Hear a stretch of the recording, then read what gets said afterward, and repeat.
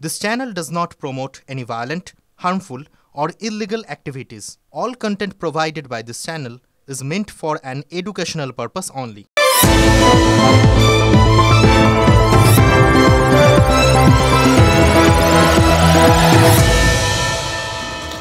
ম্যাজিশিয়ানদের আসল কারসাজি কি জানেন?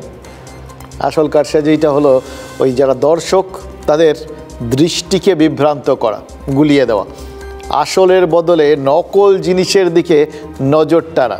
এবার দর্শকদের নজর যখন ওই অন্য জায়গাটায় থাকে, সেই জায়গাটা যেখানটায় তারা দেখতে পাচ্ছেন বেশি নড়াচড়া করছে, তখনই হাত সাফাইটা সেরে নেন ম্যাজিশিয়ান। কাজী ম্যাজিকটা কিভাবে হলো সেটা যদি বুঝতে হয়, তাহলে বেশি নড়াচড়া দেখে যেটা তারা দেখাতে চাইছেন সেটা দেখতে গিয়ে বিভ্রান্ত হলে চলবে না, ফোকাসটা নড়ে গেলে হবে না। এই কথাগুলো সবসময় মাথায় রাখতে হবে। এই কথাগুলো মাথায় রেখেই বলছি, জানেন তো, শুরুতে একটা কথা খুব পরিষ্কার করে বলে ফেলা ভালো। হয়তো মনে হবে যে আমরা স্রোতের উল্টো দিকে গিয়ে কিছু কথা বলছি, হয়তো মনে হবে যে এই সব কথা এগুলো আবার কোত্থেকে এলো, কিন্তু ঘটনা হচ্ছে যা বলছি সেটাই বাস্তব। কথাগুলো আপনাকে চান বা না চান মাথায় তো রাখতেই হবে। দেখুন, গত 14 তারিখ রাতে যা দেখেছি সেটা বলেছি, অবিস্মরণীয়, অভূতপূর্ব। এইভাবে যে বাংলার মহিলারা রাস্তায় নামতে পারেন, রাতের দখল নিতে পারেন, স্বতঃস্ফূর্তভাবে কোনো রাজনৈতিক নেতৃত্ব ছাড়া, কোনো নেতাহীনভাবে একে অন্যের সহমর্মী হয়ে উঠতে পারেন, রাজনীতিকে উপেক্ষা করে নিজেদের দাবিকে প্রতিষ্ঠা করতে পারেন, এমন কিছু আমি সত্যি আগে কখনো দেখিনি। আপনারাও অনেকেই দেখেননি।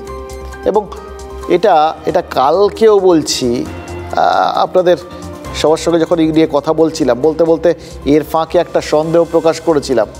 আজকে এই মুগ্ধতার আড়ালে সেই সন্দেহটা কিন্তু ক্রমশ আরও দৃঢ় হচ্ছে। এই প্রতিবাদের ছবিগুলো যেগুলো আমরা দেখছি, ফেসবুক ছেয়ে গেছে, প্রতিবাদ নিয়ে সব জায়গায় আলোচনা হচ্ছে, মোড়ে মোড়ে, টেবিলে টেবিলে, এর আড়ালে আসল জিনিসটা ধামাচাপা পড়ে যাচ্ছে না তো? দেখুন, রাত দখলের বিষয়টা কি ছিল? আরজি করের প্রতিবাদ। সেটাই বিরাট ওই প্রতিবাদের ক্যানভাসে বাংলা জুড়ে কি হয়ে দাঁড়ালো? নারী নিরাপত্তার সার্বিক ইস্যু। নিজের কাজের জায়গার, পড়ার জায়গায় নিরাপত্তার অভাব ছিল বলেই তো তিলোত্তমার এই পরিণতি।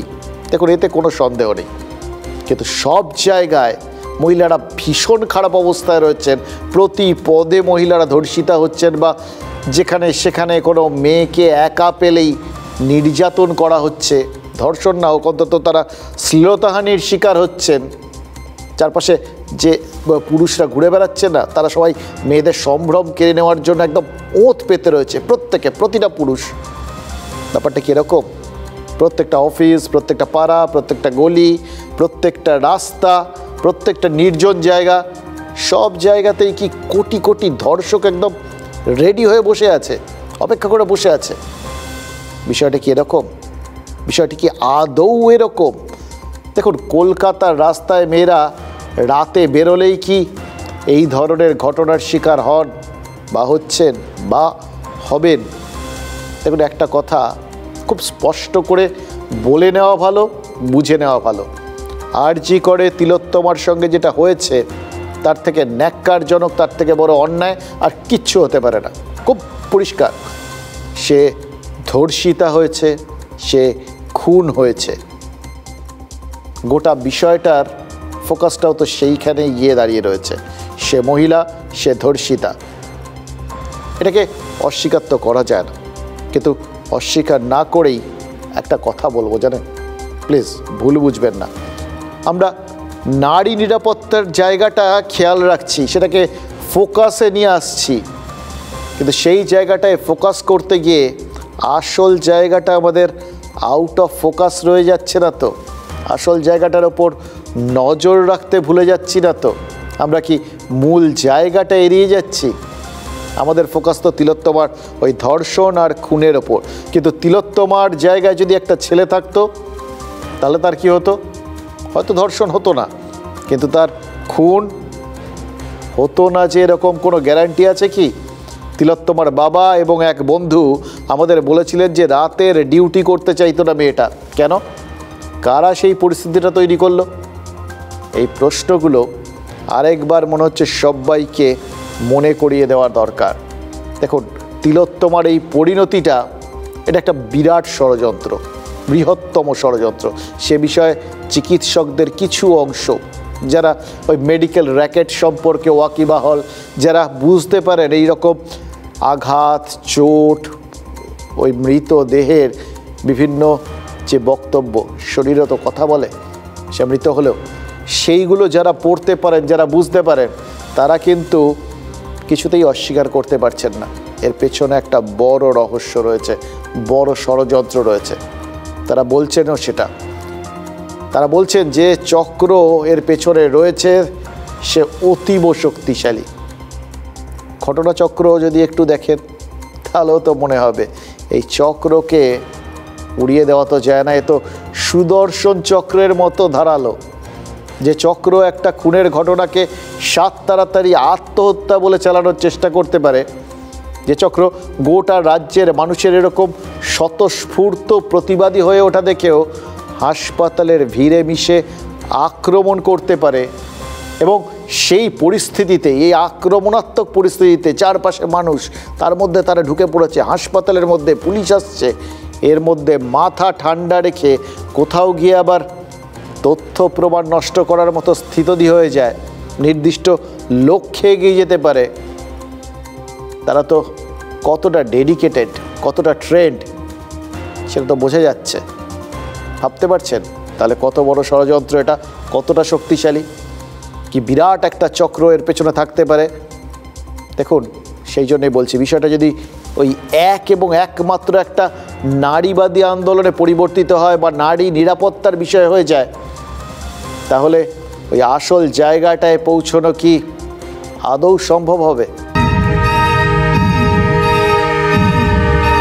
আমাদের তো গাড়িতে বললো আপনারা তাড়াতাড়ি আসুন, আপনার মেয়ে সুইসাইড করেছে। ডেড বডি নিয়ে চলে গেছে, ডেড বডি নিয়ে কোথায় চলে গেল?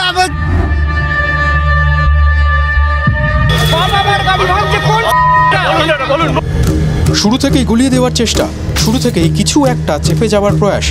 তিলোত্তমার প্রাক্তনীরা বলছেন এটাই আর্চিকরের পরিবেশ। এমন একটা দিনও যায়নি যেখানে আমার মনে হয়নি যে আমি আত্মহত্যা করব না। ওবারও সুইসাইড অ্যাটেম্প করতে গিয়েছে অসহায়ভাবে। অসহায়। তিলোত্তমার দেহ উদ্ধারের পর ধামাচাপা দেওয়ার চেষ্টার অভিযোগ উঠেছিল, সেটাও কি কোনো অসহায়তা থেকে? অভিযোগ, তিলোত্তমার ক্ষতবিক্ষত দেহ দেখেও পুলিশ শুধুমাত্র অস্বাভাবিক মৃত্যুর মামলা রুজু করে। পুলিশের দাবি, কোনো নির্দিষ্ট অভিযোগ না পেয়েই অস্বাভাবিক মৃত্যুর মামলা রুজু করা হয়। হাইকোর্ট বলেছে হাসপাতালে মৃত্যু, তাই প্রিন্সিপালের উচিত ছিল অভিযোগ দায়ের করা। হাইকোর্টের পর্যবেক্ষণ, বিস্ময়করভাবে প্রিন্সিপাল বা হাসপাতাল কোনো অভিযোগ দায়ের করেনি। প্রিন্সিপালের নিষ্ক্রিয়তাকে গুরুতর ত্রুটি হিসেবেই দেখছে হাইকোর্ট। অ্যাসিস্ট্যান্ট সুপার বা প্রিন্সিপাল বা সুপার, পুলিশ বলছে কাউকে জিজ্ঞাসাবাদ করা হয়নি সময়ের অভাবে, অথচ রবিবার পর্যন্ত ডেডলাইন ছিল। আরেকটু সময় পেলেই তদন্ত শেষ করে দিত পুলিশ, বলা হচ্ছিল এমনটাই। তাহলে কেন জিজ্ঞাসাবাদ করা হয়নি? এই কেসের পরে সন্দীপ ঘোষকে পুলিশ ইন্টারোগেশন করলো না কেন? দেখো, ওনার अगेंस्ट কি কমপ্লেন ছিল না, ওটা I think medical administration will look into this. Police অতি দ্রুত একজনকে গ্রেপ্তার করেছিল। আবার তদন্ত চলাকালীনই প্লেস অফ অকারেন্সের পাশে সংস্কারের নামে ভাঙাভাঙির অভিযোগও উঠেছিল। চাপের মুখে সন্দীপ ঘোষের ইস্তফা যেমন হয়েছে, তেমনই সঙ্গে সঙ্গে নতুন দায়িত্বও পেয়ে গিয়েছিলেন তিনি। কেন? আরজি করার অজানা কাহিনী লুকোতে? এর একটা গোষ্ঠী ছিল, ভীতি এবং সন্ত্রাসের পরিবেশ তৈরি করেছিল। প্রিন্সিপালের হাঞ্চম্যান আর কি, যারা তারা পরীক্ষায় যা খুশি বলুক তাদের অনার্স দিতে হবে। 2টি বা 3টি ছেলে তারা বলেছিল টাকা পয়সার মধ্যে থাকবো না, ওদের ইন্টার্নশিপ কমপ্লিশন সার্টিফিকেট দেয়নি প্রিন্সিপাল। ডাক্তার হোক বা পড়ুয়া, অন্ধকারগুলো সামনে আনছেন অনেকেই। হাউস স্টাফশিপ পেতে কয়েক লক্ষ টাকা যে সেখানে দিতে হয়, কারো একটা মাথায় হাত আছে। সিনিয়ররা যে জিনিসটা ফেস করেছি, তার মানে জুনিয়র যারা ছিল তারা কি ফেস করেছে সেটা অকল্পনীয় হতে পারে। টিএমসিপির যে মিছিলগুলো হয় সেইগুলোতে যদি না যাওয়া হয় তাহলে তাদেরকে ফেল করানো হবে, এরকম ওপেন ধমকি দেওয়া হতো। ইউনিয়ন করে না, তাদেরকে ফেল করানো হয়েছে। আমি একটা পরীক্ষায় গার্ড নিতে গেছিলাম, সেখানে সবাই মোবাইল দেখে টুকছিল, আমি তুলে নিয়েছিলাম মোবাইল দেখে। আমার ডিপার্টমেন্টে জানানো হয়েছিল যে মোবাইল কেন তুলে নেওয়া হচ্ছে, মানে এই লেভেলের। লেভেল আরও কোনো বড় লেভেল জেনে ফেলাতেই কি শেষ করা হলো তিলোত্তমাকে? পুরুষ ডাক্তারও খুন হতে পারত। কারণ আমরা যে ঘটনাগুলো আমরা যেটা জানতে পাচ্ছি যে সেখানে বহুদিন ধরে সেক্স র্যাকেট, ড্রাগ র্যাকেট চলে এবং সেখানে এক তৃণমূলের এমপির ভাইপো তিনি নাকি এই খুনের সাথে, ধর্ষণের সাথে তিনি এবং আরও কয়েকজনের মধ্যে জড়িত।